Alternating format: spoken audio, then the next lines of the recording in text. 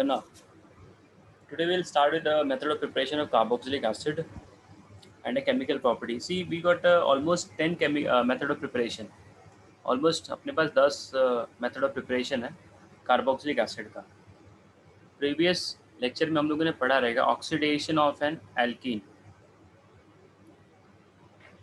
Oxidation of alkenes. अभी oxidation of N alkene में आपको अगर याद है, I had given one reaction cyclohexene का. अब ये साइक्लोहेक्सिन का अगर मैंने ट्रीटमेंट किया with the hot KMnO4, so this will give you adipic acid. This will give you adipic acid.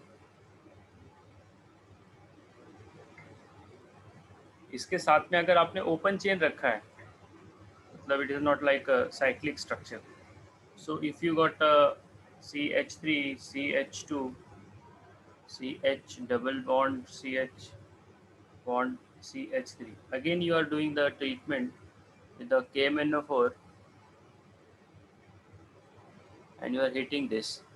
तो यहाँ पे भी वही चीज़ होगी, वो बीच से ब्रेक डाउन कर देगा, यहाँ से ब्रेकिंग करेगा, राइट साइड वाला एसिड और लेफ्ट साइड वाला acid. So you are going to get a two acid, that is the propionic acid and the acetic acid.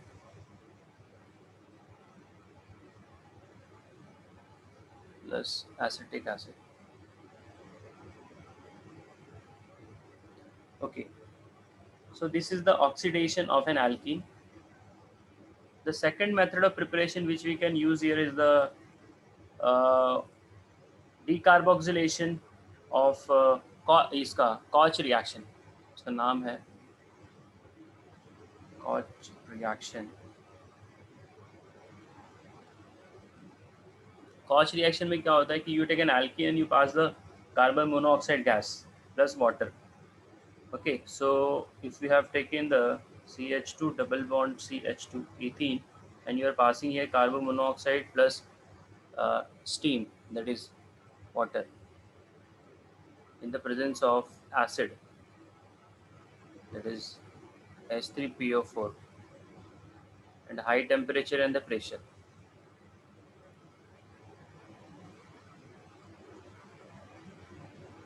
So this will be getting converted into, अभी आपने 2 carbon का ये लिया है तो आपको ये मिलेगा, 3 कार्बन का एसिड मिलेगा. So this is going to be CH3 CH2 C double bond OH. Okay, if you would have taken the 3 carbon का alkene like propene, CH3 CH double bond CH2 CO plus water, same condition है ऊपर वाला, you will be getting this CH3 CH bond CH3 bond COOH, 2-methyl propionic acid. So this is called as the Koch reaction. So from alkene, by doing the oxidation with the help of KMnO4, we can do the preparation of carboxylic acid. Along with that, alkene के अंदर हम लोगों ने CO gas pass किया in the presence of your steam or the water. After that, you will be having the, जैसे कि ये है aromatic hydrocarbon है. Third one is aromatic hydrocarbon.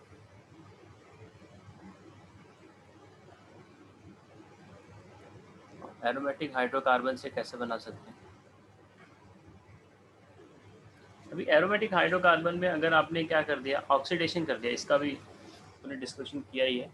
If you got a benzene ring and it is connected two methyl ethyl whatever, कितना भी बड़ा उधर पे चेन आने दो, बट उसके पास हाइड्रोजन होना चाहिए. The carbon which is connected to benzene it should have a hydrogen. अगर उसके पास हाइड्रोजन है and you are doing the reaction with the KMnO4, heat कर रहा आपने, तो ये सीधा का सीधा एसिड बना देगा, that is a benzoic acid.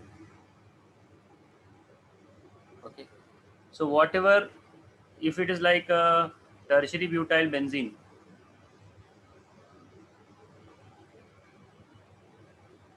ये आपका आइसोप्रोपाइल बेंजीन, आइसोप्रोपाइल बेंजीन आपको दे देगा बेंजोइक एसिड. क्योंकि उसका हाइड्रोजन है उसके पास। अगर ये टर्शरी ब्यूटाइल बेंजीन हो जाएगा ना तो नहीं देगा वो, it is very much sterically hindered, so the oxidation of tertiary butyl benzene is not possible. So you will say that no reaction, because what the logic says that there should be one hydrogen connected to the carbon which is the part of directly which is in contact with the benzene ring. तो आपका tertiary butyl benzene में वो system नहीं है तो उसको आप reject कर देंगे। तो ये था आपका एरोमेटिक हाइड्रोकार्बन। इसके साथ में you can have a derivative of this aromatic hydrocarbon. अगर आपने डेरिवेटिव ऑफ हाइड्रोकार्बन लिया है, वो भी aromatic hydrocarbon, you have taken this methyl की जगह पे मैंने क्या कर दिया, यहाँ पे CH3 था तो CH3 की जगह पे मैंने क्या कर दिया, I have added here free radical reaction मैंने यूज़ किया है, तो मेरे को मिल जाएगा ट्राई क्लोरो दिस। नाउ अब ये सिस्टम के ऊपर जब आप ऐड करोगे KOH, 3 मॉलिक्यूल ऑफ KOH, तो वो क्या करेगा, 3 Cl को हटा देगा और वहाँ पे OH को लेके आ जाएगा। So you are going to get this system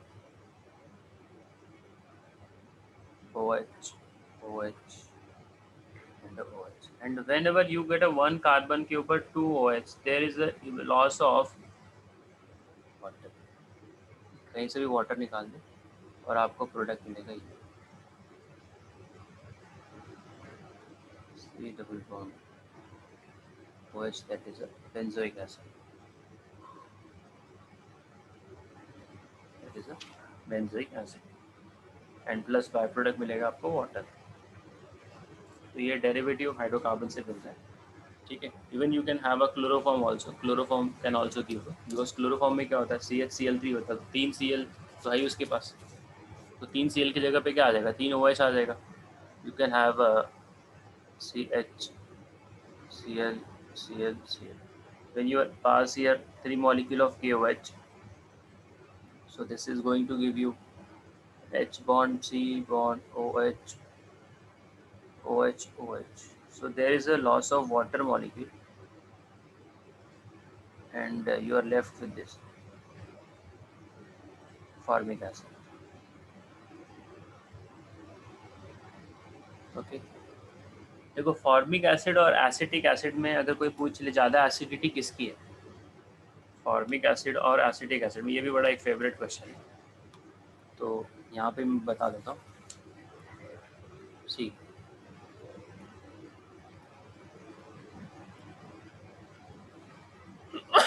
sorry, formic acid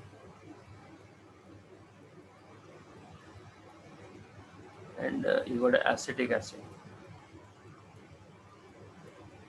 Now see, both are acid. Question ये है कि ज़्यादा स्ट्रॉन्गर एसिड कौन सा है। इसके साथ में मैं एक और एसिड दे देता हूँ, दैट इज प्रोपियोनिक एसिड। तो आपको इतना पता है कि जिस भी सिस्टम के अंदर ना इलेक्ट्रॉन डोनेटिंग ग्रुप रहता है ना, तो उसका बेसिसिटी बढ़ता है, एसिडिटी कम हो जाता है। पहला वाला फॉर्मिक है, दूसरा वाला एसिटिक एसिड है, और तीसरा वाला propionic acid.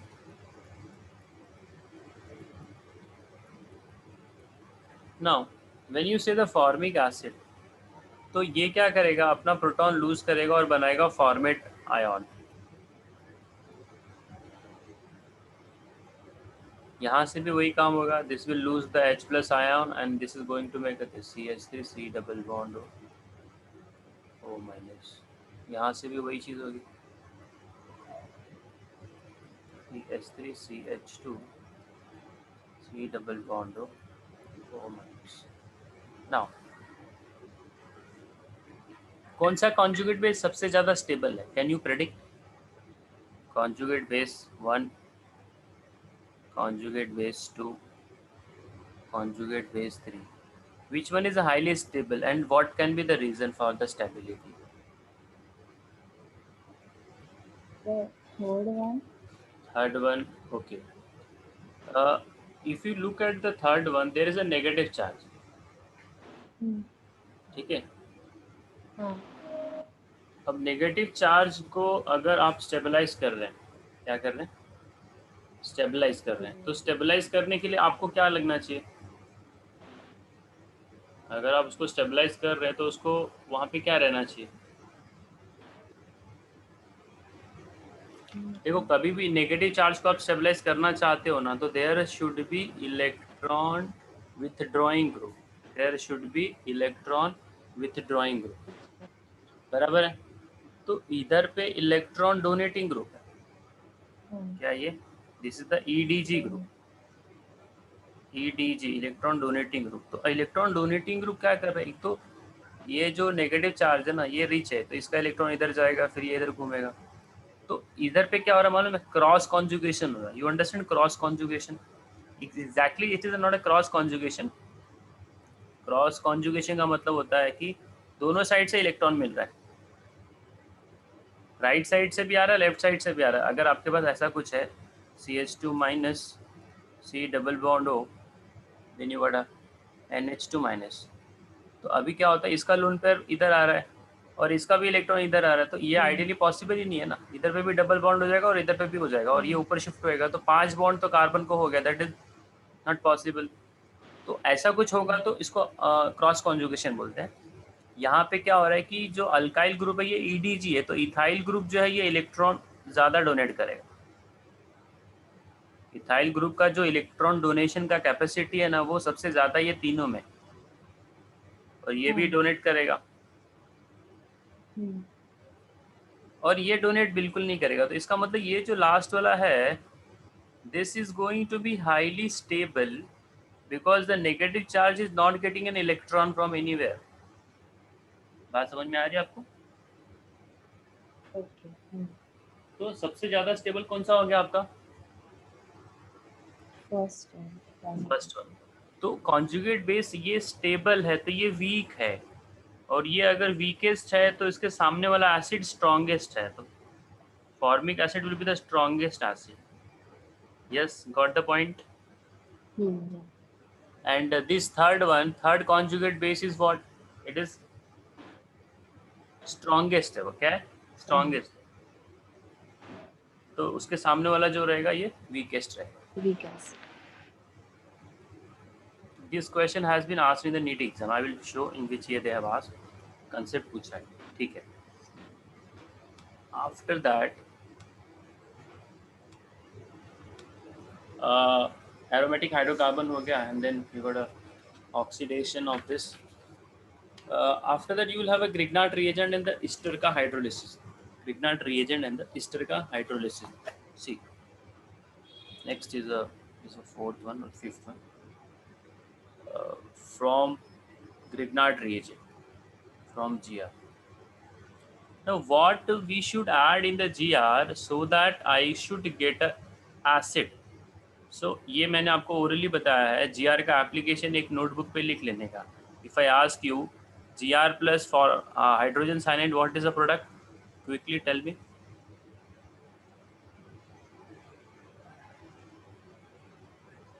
GR plus hydrogen cyanide use किया ना, it is aldehyde. This is aldehyde.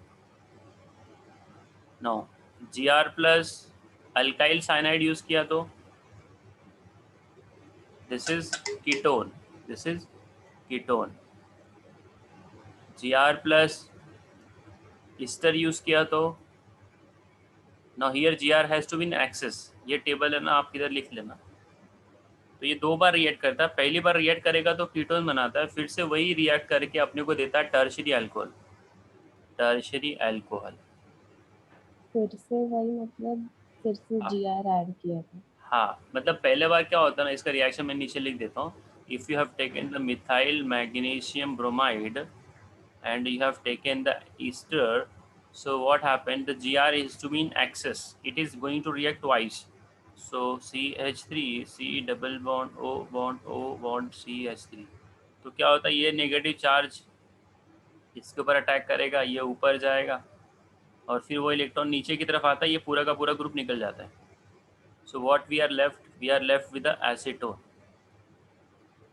we are left with the acetone. Now in this acetone again there is attack of methyl, तो methyl इसके ऊपर attack करेगा, ये carbon के ऊपर, तो नीचे मिथाइल हो जाएगा और ऊपर वाला OH हो जाएगा. So this is CH3 COH CH3 CH3, that is a tertiary alcohol. ठीक है, यस, पॉइंट क्लियर हुआ. Yes sir. हाँ, तो मैंने Gr प्लस हाइड्रोजन साइनाइड बोला, Gr plus this, Gr plus ester. No, इसी में Gr प्लस कीटोन भी हो गया, तो Gr plus ketone give you tertiary alcohol. Gr plus ketone give you tertiary alcohol.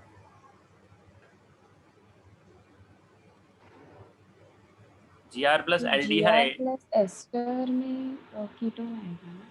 पहली बार कीटोन मिलता है, लेकिन मैंने क्या बोला, आपने अगर एक्सेस में लिया है ना, तो वही कीटोन के ऊपर वो फिर से रिएक्ट कर रहे हैं. तो फाइनली बेसिकली क्या होता है कि हम लोग ईस्टर के साथ में रिएक्ट किया तो रिएक्शन एसीटोन पे रुका नहीं है. इसके लिए मैंने बोला Gr प्लस ईस्टर यूज करेंगे तो फाइनली आपको टर्शियरी अल्कोहल मिलता है. That is true, in between we are getting this. ठीक है, Gr प्लस कीटोन. अच्छा, Gr plus aldehyde is a 2 degree alcohol.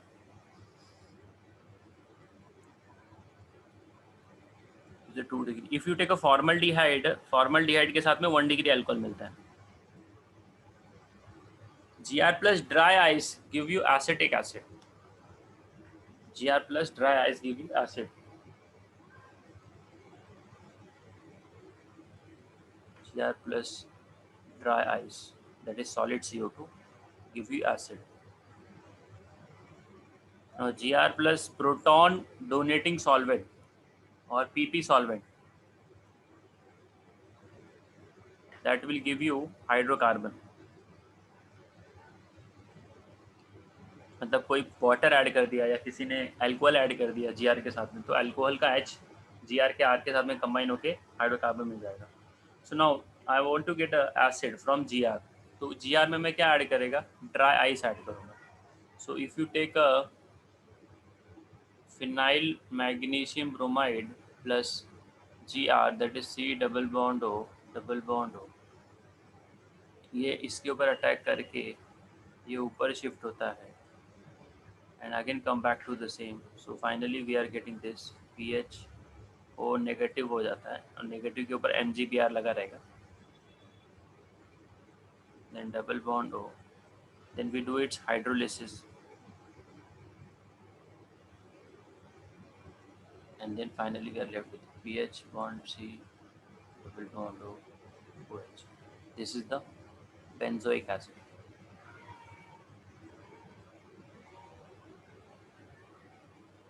ठीक है, so Gr में ड्राई आइस ऐड करो, you will be getting this. Now after this, ये table रट्टा मार के रख लो, इसका एप्लीकेशन आपको दिखाता हूँ मैं इंटेंस में किधर पूछा. After this you will have a hydrolysis of ester and a hydrolysis of anhydrides and all. The next one is the hydrolysis of acid chloride or acid halide, acid halides, anhydride and ester. तो ये सब के अंदर आप water add कर दीजिए, आपको finally जो प्रोडक्ट मिलेगा वो एसिड ही मिलेगा. ठीक है, if you take ethyl benzoate,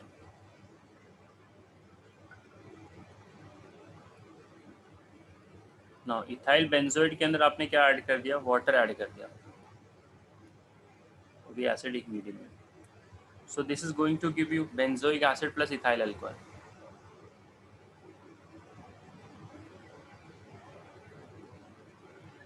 Benzoic acid plus ethyl alcohol, ETOH. ठीक है, इसमें एक बार क्वेश्चन ये पूछा गया था, इतना हमको पता है कि एसिड और अल्कोहल कभी भी आपस में रिएक्ट करता है ना, तो एसिड से OH निकलता है और अल्कोहल से H निकलता है और वो आपस में कंबाइन हो जाता है और अपने को देता है ester. In the same ester if you add a water, so you are going to get the original compound, that is an acid and alcohol. I guess मैंने ये कंसेप्ट बताया भी रहेगा पहले भी, जस्ट आई एम रिपीटिंग, मेरे को याद नहीं है. you got a CH, C double bond O, OH. This is the formic acid. This is the C double bond O, OH. Ethanoic, that is acetic acid. And you got a propionic acid. तो मेरा question ये था कि अगर आपने यहाँ पे alcohol use किया है, दैट इज़ इथाइल अल्कोहल, और मिथाइल अल्कोहल ले लेते हैं, मिथाइल अल्कोहल, तो मिथाइल अल्कोहल का रेट ऑफ रिएक्टिविटी सबसे ज़्यादा किसके साथ रहेगा, सबसे कम किसके साथ रहेगा, मॉडरेट किसके साथ में रहेगा? सो मैक्सिमम टू मिनिमम अपने को जाना है, हाईएस्ट और to least. Maximum reactivity of methyl alcohol is going to be which compound? Formic acid, acetic acid, or propionic acid? What is the order and what can be the reason? I have already told, I guess, मेरे को जहाँ तक लग रहा है, because example याद है मेरे को.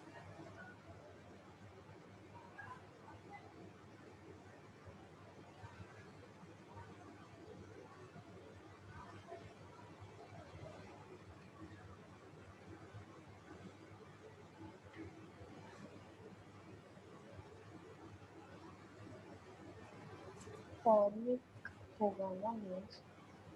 फॉर्मिक मैक्सिमम होगा कि मिनिमम होगा रिएक्टिविटी के मामले में? मैक्सिमम. मैक्सिमम होगा. Okay, what can be the reason for that? The others have electron donating groups, ना? तो उनके पास इलेक्ट्रॉन इलेक्ट्रॉन डोनेटिंग होगा कि थर्ड होगा maximum. You have to just think. Take your time. 2 minute का टाइम देता हूँ, आप जरा सोचिए.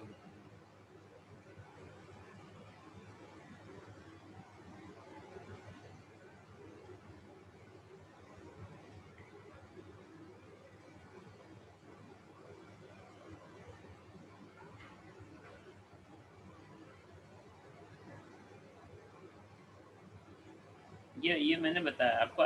ये याद आ रहा है क्या? Aldol condensation.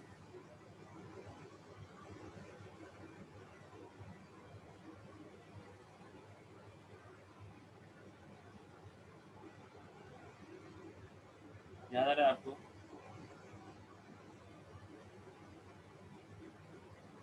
कंडेंसेशन का नहीं होगा इसमें. ओके, अच्छा. क्रॉस एल्डोल कंडेंसेशन,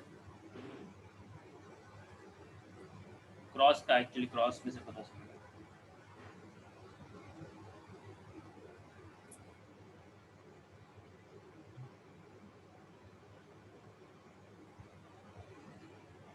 वही आ गया ना फर्स्ट की H will get removed.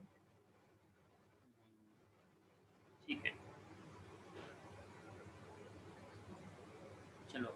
Actually कैसा है, ऐसे क्वेश्चन का आंसर अगर आपको आ रहा है, then you are getting the concept. Straightforward question है ना, वो तो मतलब बन सकता है. ये थोड़ा सा क्रीम क्वेश्चन है. चलो मैं बताता हूँ. आपका आंसर पहला वाला राइट था, but you could not justify why. No, alcohol है ना, अल्कोहल, इसका मैकेनिज्म आपको पता रहेगा तो अच्छा है. ये जो है ना, ये इधर अटैक करता है. नाउ दिस इज व्हाट, ये जो अटैक करने वाला बंदा है वो इलेक्ट्रॉन रिच है कि पुअर है? मतलब उसके पास लोन पेयर है, उसके पास लोन पेयर है, तो वो पॉजिटिव सेंटर पे अटैक करेगा ना, इधर अटैक करेगा. तो जो कार्बन जितना ज़्यादा पॉजिटिव रहेगा, इलेक्ट्रॉन के मामले में जितना ज़्यादा वो पुअर रहेगा, अल्कोहल का अटैक होने का चांस उतना ज़्यादा है. यस. तो यहाँ पे क्या होता है कि ये भाई अटैक इसके ऊपर रैपिडली करता है, because this carbon is not getting electron from left hand side, like methyl is giving electron in the second one, and third one में इथाइल इज गिविंग. तो यहाँ पे एक्चुअली जो टर्म आता है वो आता है आपका इलेक्ट्रोफिलिसिटी. इलेक्ट्रॉन का गेन करने का जो सबसे ज़्यादा कैपेसिटी है ना, वो पहले वाले कार्बोनिल कार्बन का है. So you can say that electrophilicity is maximum. Yet the same question they can ask in the other word also. Which carbonyl carbon is having the maximum electrophilicity, the affinity for an electron? So you will say this only because this carbon, the carbon which is connected to O, ये इसको electron उतना मिल नहीं रहा, तो उसका इच्छा ही रहेगा ना इलेक्ट्रॉन मुझे और मिलना चाहिए. तो यहाँ पे इसका राइट ऑप्शन बनेगा 1, 2 एंड 3. ठीक है. This is also the NEET का क्वेश्चन. आप नोट्स जो डिस्कस कर, आपको जो नोट्स मिलता है, how you study? You just solve the MCQ or you maintain your own notes also so that you can last time पे you can. I make notes also. Okay, ठीक है. थोड़ा अपने को जो लगता है ये इम्पोर्टेंट पॉइंट है, अगर याद रहता है तो फिर प्रॉब्लम नहीं, नोट्स बनाने का ज़रूरत नहीं पड़ रहा है. अच्छा, इनऑर्गेनिक आपने स्टार्ट किया पढ़ना? हाँ, मेरे को अभी एटलीस्ट मार्च के पहले वो इंग्लिश, सोशल, बायो फिनिश करने बाकी, then I can do physics and chemistry में.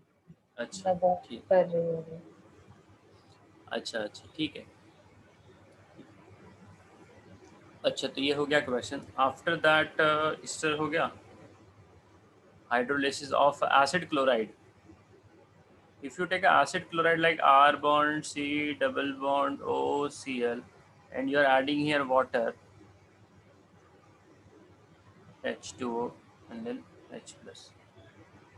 So this is going to give you R bond C double bond OH plus HCl plus HCl.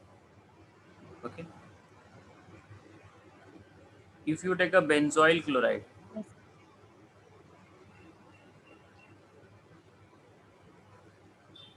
अब ये बेंजोइल क्लोराइड के अंदर भी आपने ऐड कर दिया water. The same thing is going to happen. This will give you again same compound, that is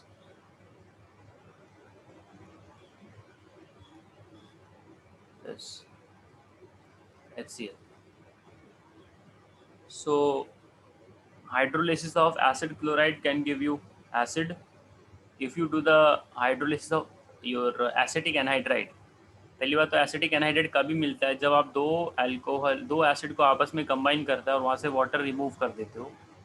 if I have two acetic acid molecule like this,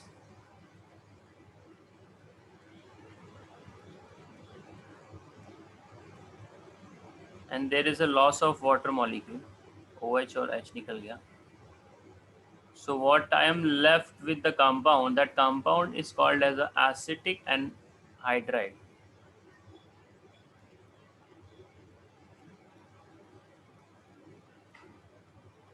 This is the acetic anhydride. अभी इसके अंदर मैं फिर से water add कर देगा तो मेरे को यही मिलेगा ना. यहाँ से माइनस H2 होता, यहाँ से प्लस H2 है. तो जब आपने इसके ऊपर वाटर ऐड किया एनहाइड्राइड के ऊपर, you are getting an acid back. So hydrolysis हो गया, ऑक्सीडेशन हो गया, ग्रिग्नाट रिएजेंट हो गया, आपका एरोमेटिक हाइड्रोकार्बन हो गया, then you can have a cyanide.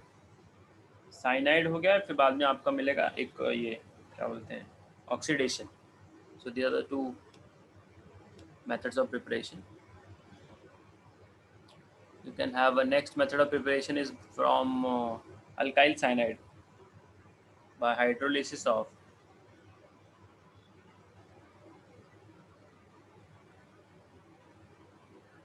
alkyl cyanide. Now if you take a R bond C triple bond N plus H2O, तो साइनाइड के अंदर कभी भी आप वाटर ऐड करोगे ना, तो मैंने बताया इसका डायरेक्टली प्रोडक्ट तो एसिड मिलता है, बट एसिड के पहले ये अमाइड देता है. क्या देता है? Amide.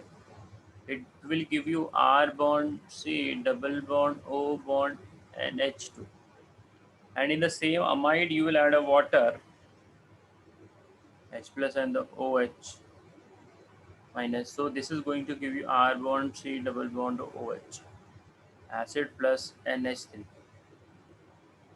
ammonia as a byproduct. If you have taken benzonitrile or phenyl cyanide, और फिनाइल साइनाइड के अंदर आपने वाटर ऐड कर दिया तो ये आपको पहले बेंजामाइड दे देगा. This is going to give you benzamide.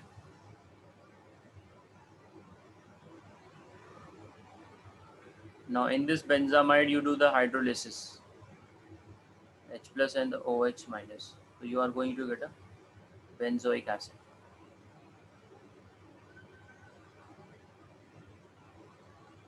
Plus अभी क्वेश्चन ये पूछेगा अल्कोहल से अपने को बनाना है acid. If I want to get a CH3OH. अब ये मिथेनॉल से ना मुझे बनाना है acetic acid, that is CH3C double bond OH. So what possibility can give me this? How I can approach from here to here? Think about this. We have done this. Alcohol में मैं क्या add करूं, फिर क्या add करूं, so that I can get an acid.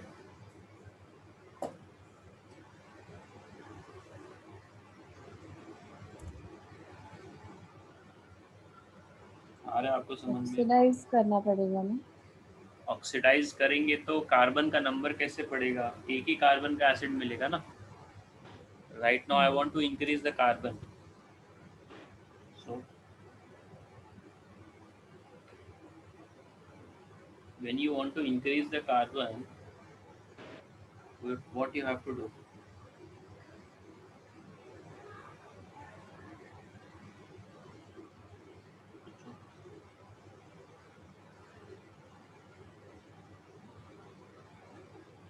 Okay, कुछ आ रहा है दिमाग में?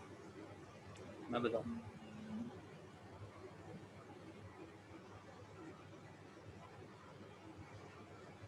बट वो कार्बन कैसे इंक्रीज होगा वो नहीं आता. स्टेप नंबर 1 में क्या करो, इसके अंदर ऐड कर दो PCl3 या PCl5, कुछ भी ऐड कर दो, PBr3 ऐड कर दो. तो जब आप इसके अंदर ऐड करोगे PCl5 या PCl3 तो ये क्या बन जाएगा? Methyl chloride. अब ये मिथाइल क्लोराइड के अंदर क्या ऐड करो? KCN ऐड करो तो क्या मिलेगा? Methyl cyanide. अभी इसके अंदर पानी ऐड करो तो मिल जाएगा. समझा आप? Cyanide will get converted to acid, बाकी तो वो एज इट इज ही रहेगा ना. समझा आपको? यस. वो फर्स्ट इसमें डायरेक्टली KCN ऐड नहीं होता है. KCN ऐड करोगे ना अल्कोहल में, अपने अल्कोहल का केमिकल प्रॉपर्टी में एडिशन, तो आपको प्रोडक्ट क्या मिलेगा? KOH मिलेगा. If you do like this तो आपको प्रोडक्ट मिलेगा CH3Cl. Okay, and by product मिलेगा KOH. अभी ये KOH का नेचर क्या है ये डिसाइड करना पड़ता है. KOH आपका अल्कोहलिक है क्योंकि साइनाइड का हाइड्रोलिसिस तो करना ही पड़ेगा. साइनाइड अगर आपने बोला कि ये स्टेप होने के बाद I will add a water, then it will give you this. तो KOH को आपको न्यूट्रलाइज करना पड़ेगा because the medium is still alkaline. Medium is still alkaline. तो ये जो है KOH कुछ और प्रोडक्ट दे सकता है. तो आइडियली हम लोगों ने इसको पढ़ा भी नहीं वैसे, अल्कोहल से सीधा cyanide. You must have seen in this alkyl halide का chemical property in the reaction with the alcoholic KC. तो हम लोग ये वाला पाथ को फॉलो करेंगे. ठीक है. ऊपर वाले में प्रॉब्लम ये है कि KOH का जो नेचर है उसको न्यूट्रलाइज करने के लिए आपको वहाँ पे कुछ ऐड करना पड़ेगा, अदरवाइज वो फंक्शन करेगा फिर से. ठीक है. अच्छा, फिर आपके पास ये हो गया. देन यू गॉट ऑक्सीडेशन का reaction, oxidation of aldehyde and ketone. इसके ऊपर तो मैंने आपको काफ़ी रिएजेंट भी दे दिए. K2CR27, जोन्स रिएजेंट, आपका MnO2, PCC, PDC, then Etard reaction का क्रोमाइल क्लोराइड. ठीक है. आई थिंक वो आपको क्लियर है, तो वो मैं नहीं लिखा हुआ यहाँ पे. तो ये पूरा का पूरा जो था ये आपका केमिकल प्रॉपर्टी था. सॉरी, मेथड ऑफ प्रिपरेशन था. इसमें कोई डाउट है मेथड ऑफ प्रिपरेशन में? ऑलमोस्ट 8 या 9 मेथड ऑफ प्रिपरेशन मैंने यहाँ पे बताया आपको स्क्रीन के ऊपर लिख के. अभी एक दो मैं कन्वर्जन करूँगा, then I will go on the CP chemical property. Now इसमें कोई डाउट है आपको?